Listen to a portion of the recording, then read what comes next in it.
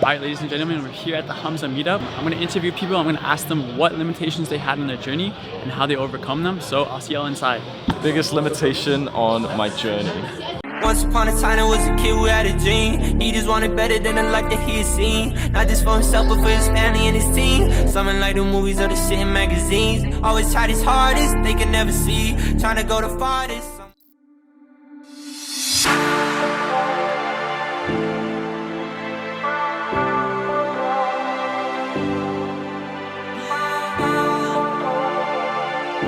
What was the biggest limitation that you had on your journey and what did you do to overcome it?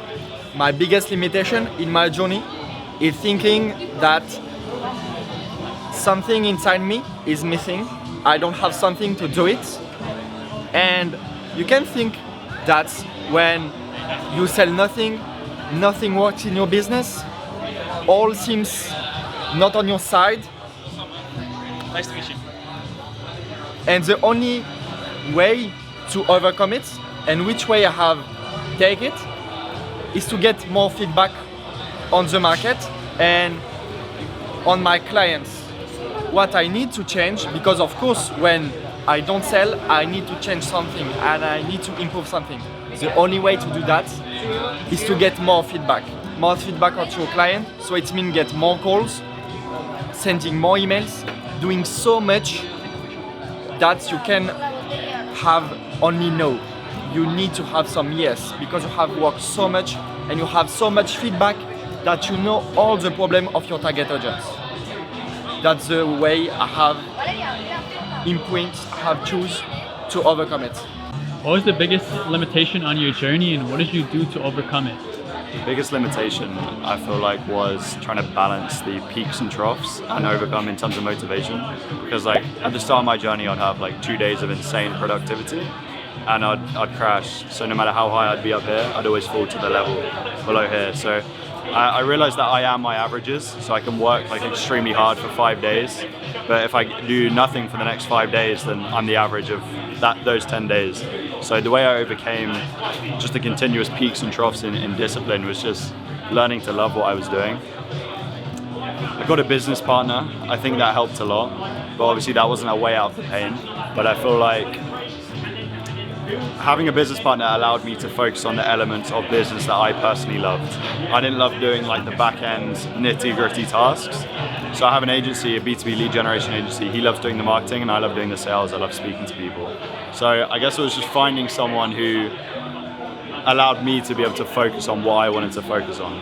So yeah, I'd say that's the main thing.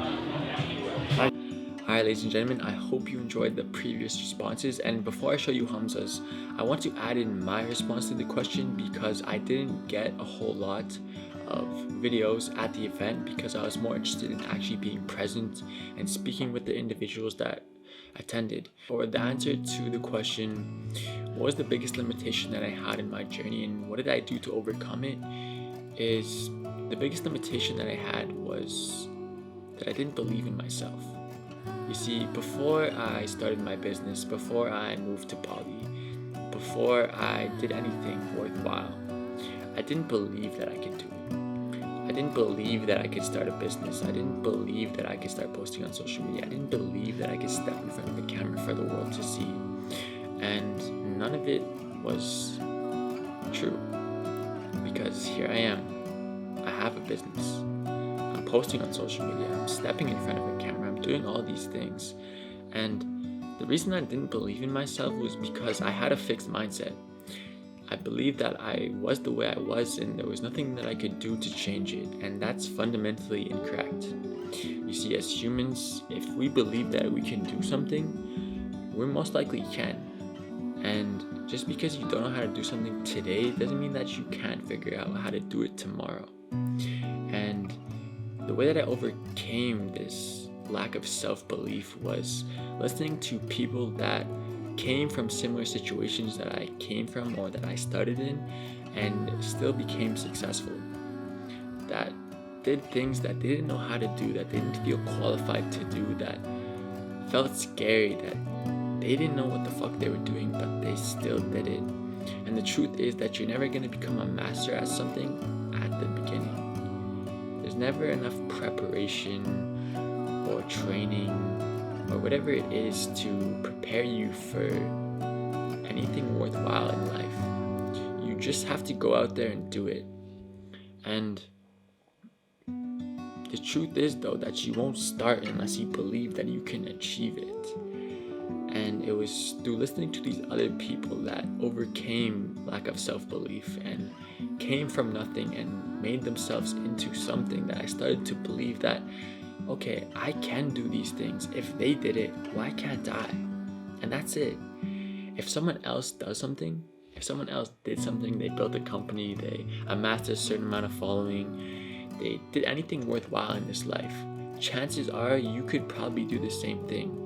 You see, a lot of people fall into the trap of thinking that these people that achieve these things, you know, they build successful companies, they amass a certain amount of followers, are different.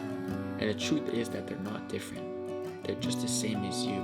They're human too. They take a shit in the morning. They go to bed at night. They have their struggles. They have their relationship problems. They have all these different things, same like you.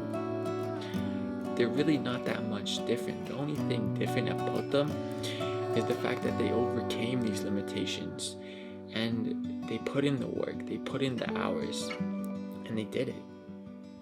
So you just haven't done it yet. You haven't started. You haven't embarked on the journey, the path less traveled. You see, the main reason why it's scary is because not a lot of people go down the path to conquer big dreams, to conquer anything worthwhile in this life, because we're conditioned from a young age to just be normal and go to school and get a job. And that's fine if that's what makes you happy, but if you're watching this video, it's probably not what you want. Yeah, that's how I overcame the lack of self-belief, was just looking at the people that came from similar situations and achieved great things and realized that they're human too. They're not that much different than I am. In fact, we probably have more similarities than we have differences. Like, for example, today, I met Hamza after watching countless of his videos, after him really helping me on my self-improvement journey, especially in the beginning.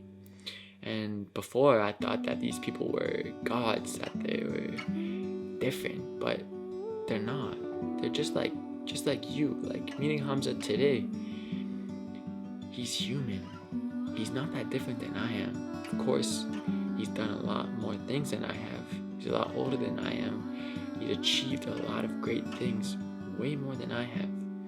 But looking at him at his core, he's human. So I just want you to remember that if someone else does something, you probably can too. So I'm gonna let the goat speak next. So Hamza, take it from here. Alright, so what was the biggest limitation you had on your journey and what did you do to overcome it? Yeah, good question. Biggest limitation on my journey. I'll give you two. To start the journey of self-improvement, of being productive, of making money, of becoming a better man, the first biggest limitation was mental health. I was doing all of the bad habits that we hear so many guys doing, watching porn, playing video games, eating junk food, wasting time, not being productive, procrastinating. And I thought that those things were problems. Everyone thinks that those things are problems. It turns out that's not actually the truth. Those bad habits that we do, they're not problems. They're symptoms of the real problem, which is poor mental health. You watch porn because you have poor mental health. You procrastinate because you have poor mental health. And you've tried to overcome those things and it hasn't actually worked so well. It was when I directly focused specifically on improving my mental health. I started researching it, reading books. There was the course I took, which was the science of well-being. If you Google that, you'll see it. And that instantly, 2 weeks in, it improved my mental health significantly to the point that I actually could be productive. I could sit down, I could do some work, and that's what got me through the door of self-improvement, entrepreneurship. That was the first limiting the constraints. Then the second one, just when it comes specifically for the entrepreneurs, it was I had a belief that making money and selling was somewhat of a bad thing, because if you're almost like a private business owner, you're fine. But when you're more of an influencer and you've got an audience, sometimes if you release a product and you try and sell, sometimes you can get some mean comments. And I let those mean comments from 14-year-olds like changed my life for years. It made me believe that entrepreneurship was a bad thing. And it was only when I spoke to a fellow entrepreneur friend who spoke with like so much enthusiasm for like how much more money I could be making, with a massive smile on his face, hyping up, saying like, oh, you know, Hamza, you're leaving like so much money on the table. You could do this business model, you could do this one. And when I saw his happiness about it, something just clicked, and I was like, oh yeah, like making money isn't a bad thing. Selling a product to your audience isn't a bad thing. The guys, I only have one product, but the guys who joined it are happy. And if they've joined it and they stay and they keep paying like this subscription model, that means that they're getting the value from it. So it was a belief that I already had, which was like, money is just your reward for giving value to the market. But it was always this limiting belief of like, oh man, I'm a bad person if I sell to my audience. And once I overcame that, my business took off, and I went from about 10K profit a month to like 120, 130, and it's maintained there really nicely. Thank you, brother. Alright, ladies and gentlemen, thank you for watching today's video. I really appreciate it if you'd like, subscribe, and comment what you think. And I really hope that you got value from today's video and you're able to take something that some of these entrepreneurs had as their limitations and overcome them just like they did. Back to what I was saying before, they're just like you, bro. I'm just like you. You are human. I am human. I take shits, you take shits. We are the same. We've just done different things, but that doesn't mean that you can't do them. You can do them. So, I hope you guys prosper this year. I hope you smash all of your goals, and I hope you're on the journey to a fulfilling, positive, happy life.